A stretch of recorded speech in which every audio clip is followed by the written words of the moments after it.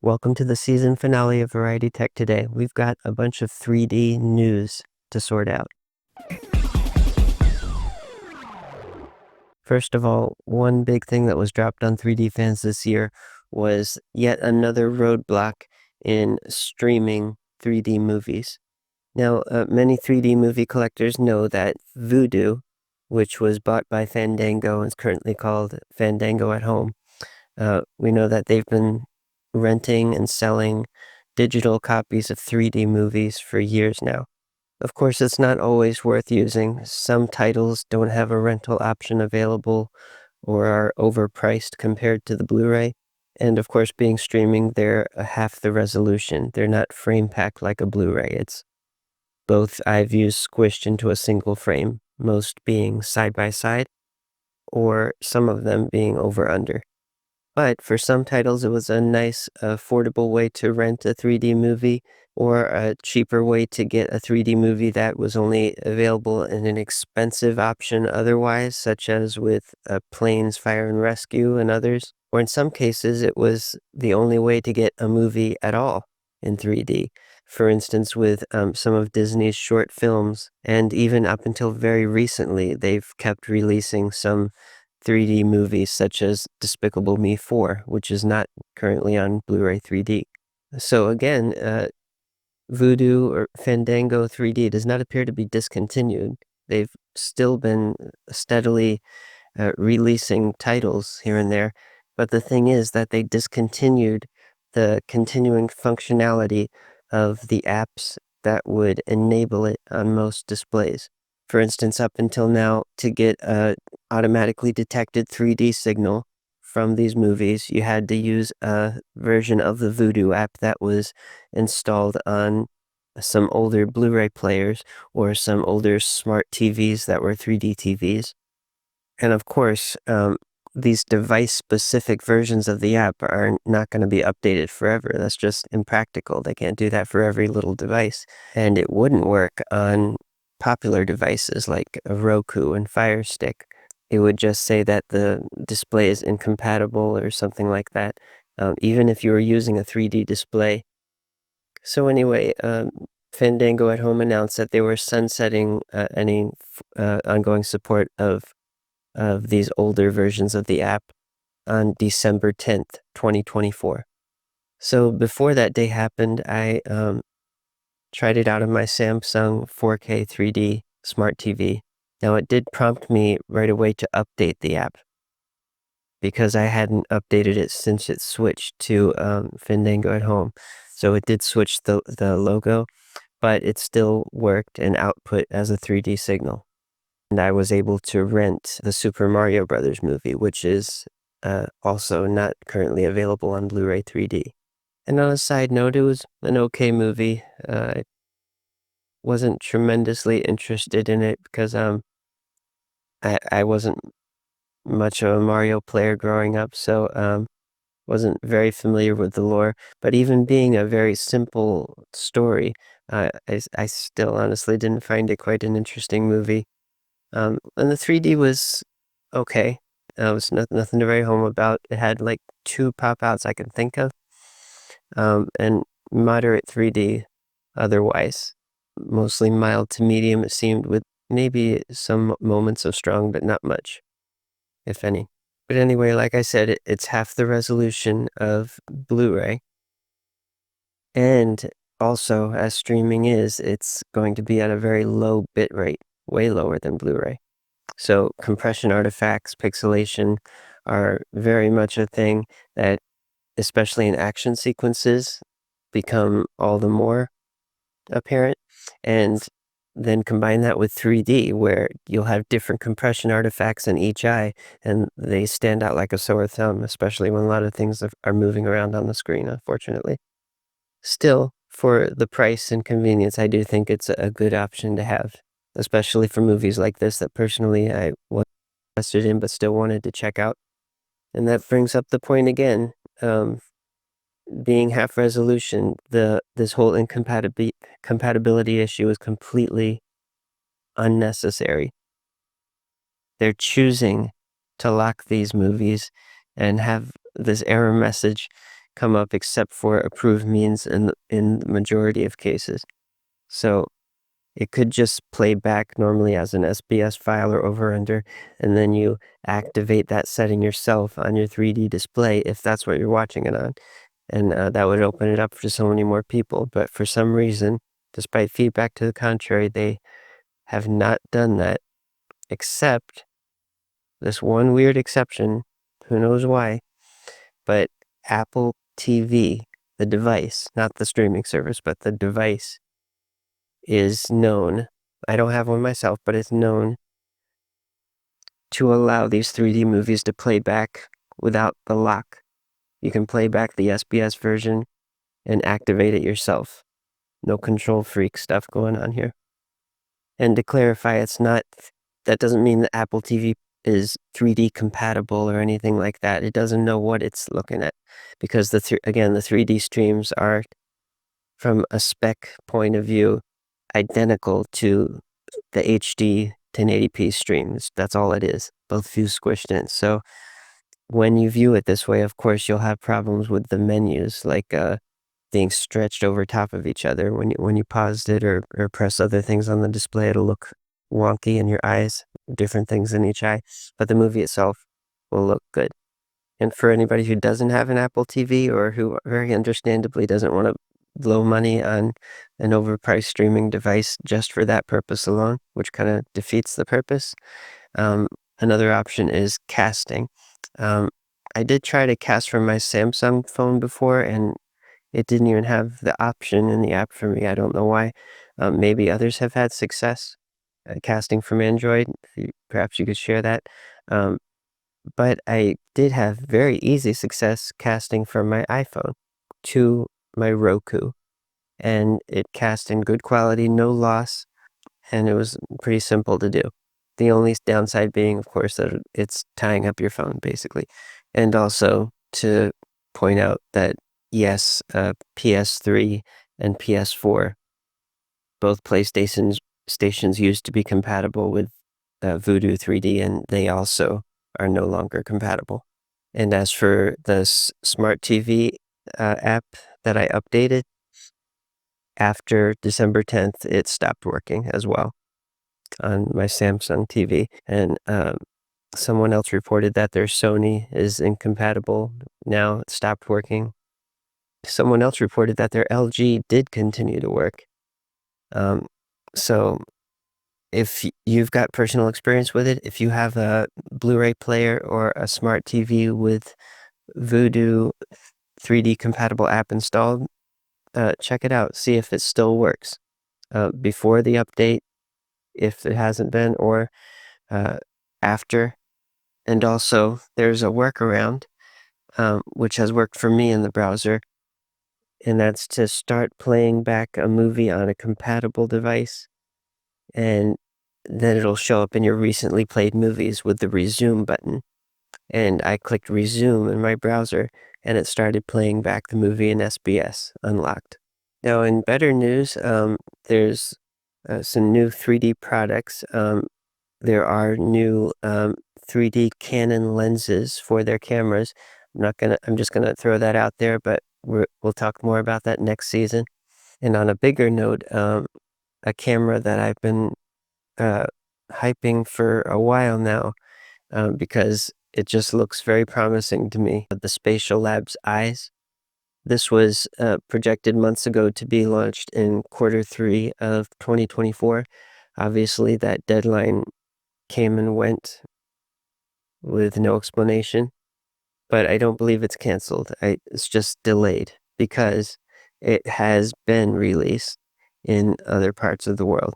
They started selling it later this year, November and December, in Taiwan and in Germany and another country, maybe, I forget. But I did go to Acer's web stores for these countries and check out the listings.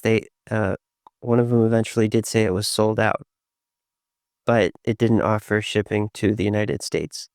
And there was an eBay seller at first for $350, which seemed too good to be true, as the selling price was $550, I believe, from the manufacturer.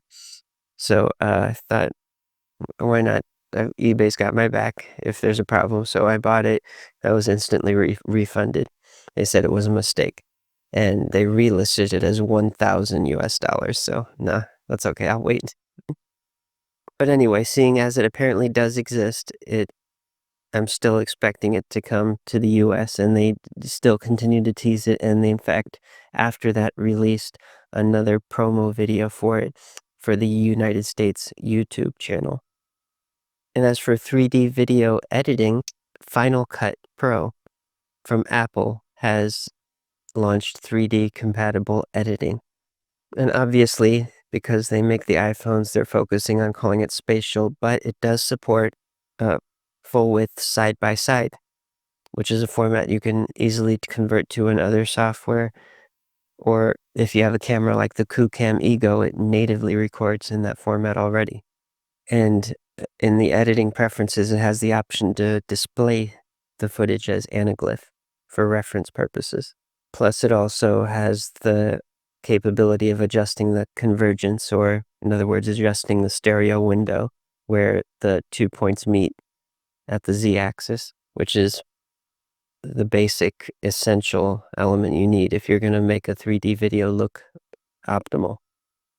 But of course, this is very basic as far as 3D editing goes, and I'm still going to be sticking with my old version of CyberLink Power Director. Unfortunately, they discontinued it in any version that you can get digitally. Don't do that if you want 3D. You need an older copy. I'm using version 15. It's really unfortunate they dropped that at the worst possible time, right before, as the iPhone 15 was launching. They could have been the best 3D editing software out there, unless Apple strong arm them out. Who knows? That would seem kind of bizarre because against their interest, but oh well. And now news about new 3D video content. One would be a very interesting thing I didn't see coming, a new Star Trek short film. It was called Star Trek Unification, and it was made to celebrate the 30th anniversary of the movie from the 90s, Star Trek Generations, in which the cast of the Next Generation met the original, and in which, spoiler alert, Captain Kirk passes away. The short film was 8 minutes long, 24 frames a second, 4K HDR, and made in spatial 3D video. Now, seeing as there's no reference 3D quality to see outside of an Apple Vision Pro, which I don't have, and sometimes people who talk about 3D don't really understand it themselves, so the wording can be kind of weird and have a mixture of ignorance and marketing spin, and you don't know which is which. So this is the quote regarding the short film. It says, "Major scenes were filmed twice, ensuring coverage to create video and spatial content for AVP, Apple Vision Pro." So do you see what I'm talking about? Major scenes were filmed twice. Is that referring to a twin camera rig? It could be. It's a weird way to put it. Ensuring coverage to create video and spatial content. And maybe I'm overthinking it, but I just find the wording confusing. And also you wonder, was some of it VR 180? Because the Apple Vision Pro supports that, but that's not the same as normal 3D. You know, a flat rectangular image for each eye, instead of something that you can look around in a hemisphere.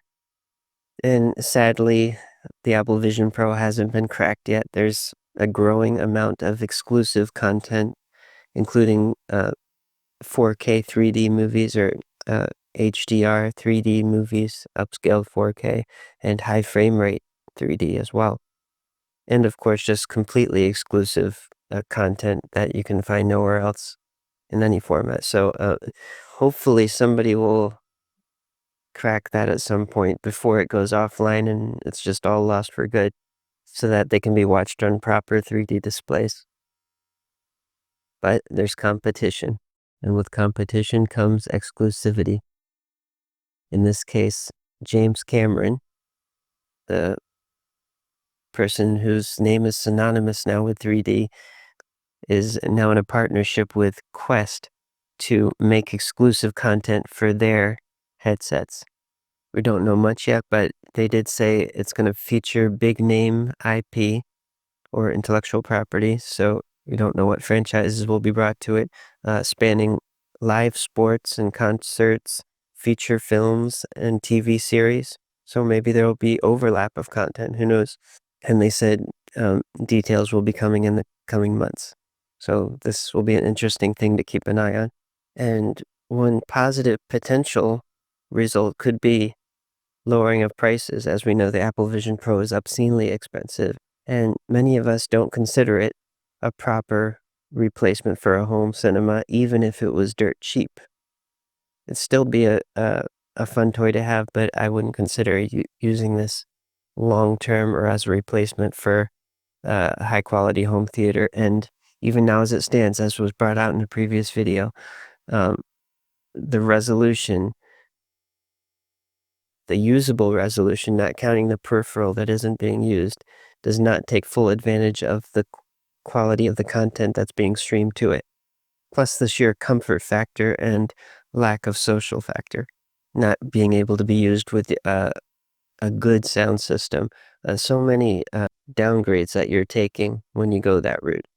And I can understand it can be a trade-off for some. That some people that might work for them, but that simply isn't wholesale across the board. It's apples and oranges. So if the price were to come down by the competition from Quest, then that could theoretically bring it into a range that people would be comfortable, even if it's not a major purchase, even if they don't feel the obligated to go all in and make that their home theater replacement. It can be something in addition to, because it's affordable. So we'll see. And speaking of home theater, Blu-rays are still being made. Yes, more titles. As we know, the Australian label Random Space Media, which was the next new hope for 3D distribution, they eventually shut down. But soon after, Germany's Turbine took up the job and got licensing deals with the same studios. And they've re-released some of the Blu-rays that Random Space Media already did, like Jurassic World 3, which has already sold out on Turbine's site by now. A couple of them have sold out.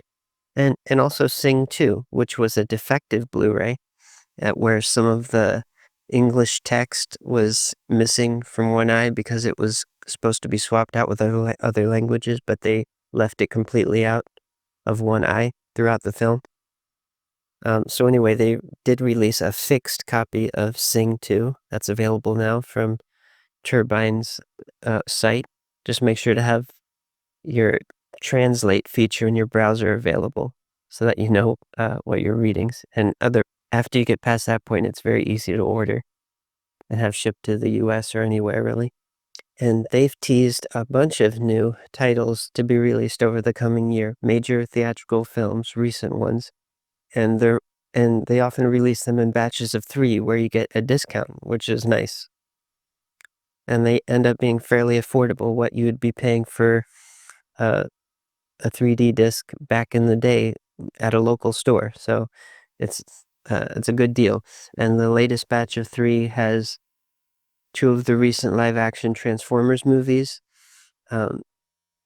Bumblebee, which previously had only been available as bootlegged versions from a streaming service in low resolution, and also Transformers Rise of the Beasts, which wasn't available at all, as well as, like I mentioned, the fixed version of Sing 2. And on the independent Blu-ray front, iPop 3D, which does high-quality 3D conversions of often older content, continues to release their deluxe titles, which usually have a Kickstarter and will include extras and stuff. And they also have the budget titles from their division called Plan D. And recently we've got things like volumes 1 and 2 of the Fleischer Superman cartoons from the 1940s, as well as the Gamera movie, which is kind of like Godzilla, and interestingly is available in high frame rate. alternately. You have the normal version and the high frame rate 3D version, which runs at 60 frames a second on Blu-ray.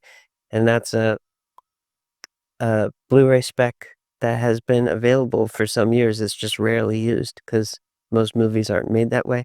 So this is a nice option to have personally as a fan of high frame rate. I don't think we get enough of it. The Italian filmmaker Giorgio Magaro also released his sci-fi movie called Chaos. This takes place underwater, as you can see, largely. And it was released by my company, Variety Films. You can buy this on Blu-ray 3D from varietyfilms.net. And then personally, the films that I've been working on directly, I just finished a series that was years in the making, released volumes at a time, starting with New Hampshire Seasons. I did a whole series of films through the region that includes local documentaries and interviews, plus shots throughout the region throughout the year, spring, summer, fall, winter. One for each state: New Hampshire, Maine, Massachusetts, Vermont, Connecticut, Rhode Island, and the last one was made also in the special 3D format that I mentioned. Uh, the last volume, New England Seasons, which goes back and covers the whole region and also has behind the scenes and other interesting things, was made in high frame rate. But it was also made in 4K. That's right, 4K 3D high frame rate. And unfortunately, the Blu-ray spec doesn't officially support those. However, it did make a 4K 3D version. So both are available. The one disc version has the 720p at 60 frames a second. This is compatible with most all 3D displays, 3D Blu-ray players. It'll play back in high frame rate, just not in full HD, but 720p. That's the trade-off.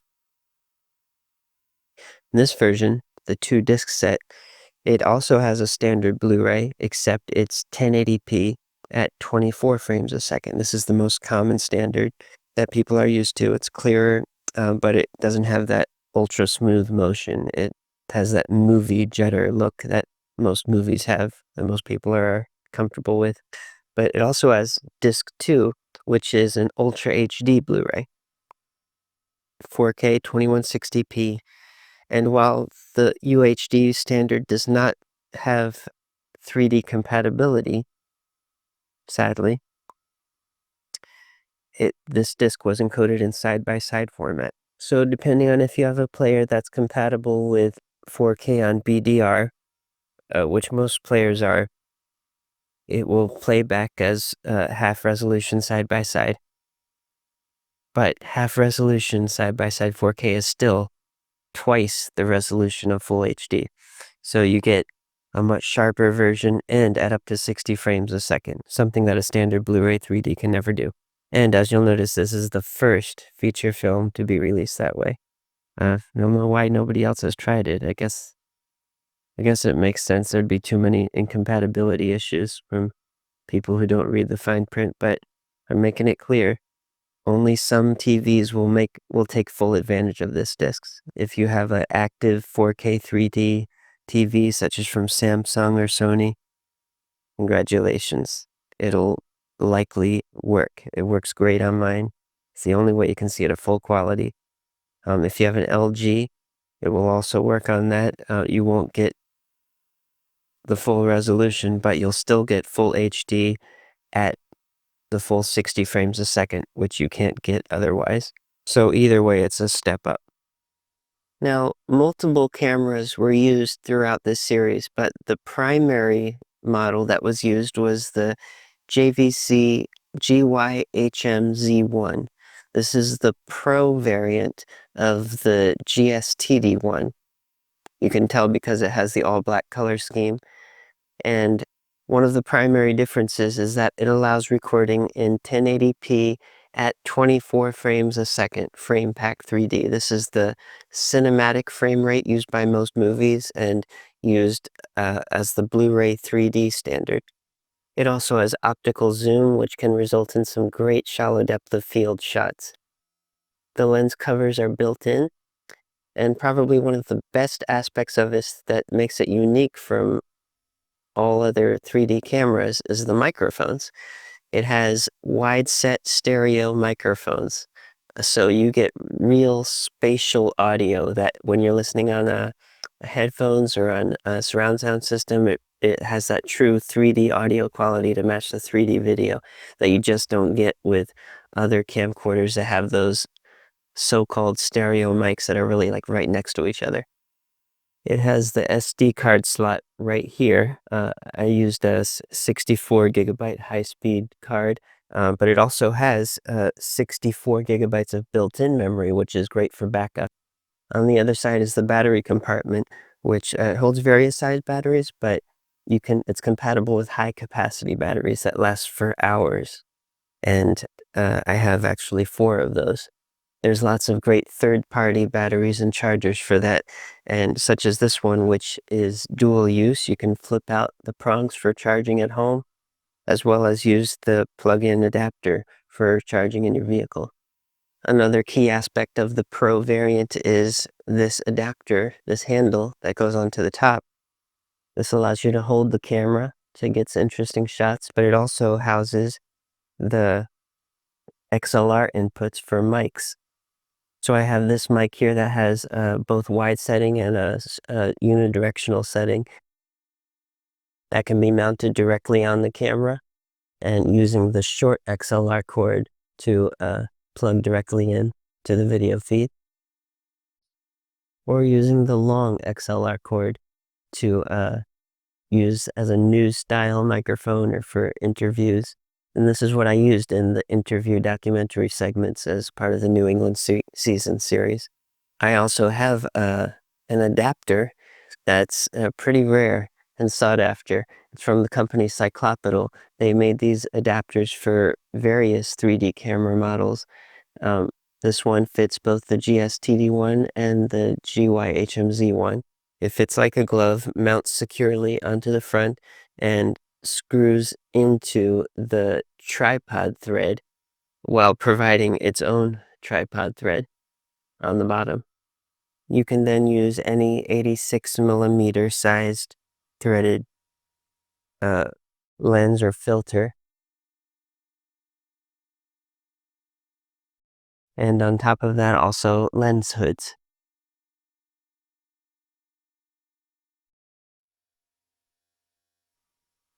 So I'm actually offering this complete set for sale right now. This very camera that was used as the primary camera of the New England season series, and also the primary camera of Variety Tech Today itself up to season 5, and seen in parts of other projects too, like Real Bugs 3D. So like I mentioned before, we'll talk about those Canon lenses in the new year. There's more Blu-ray reviews to be had that I'm already working on. There's another video that I've been working off and on for the past 2 years, and finally got to get that finished. It might even be the first episode of the season from what I can figure right now. And of course, the 3D camera reviews will continue. There's still more that I have test footage from that we got to roll out. And we're still on that journey, that years-long epic journey we've been on to find the worst 3D camera.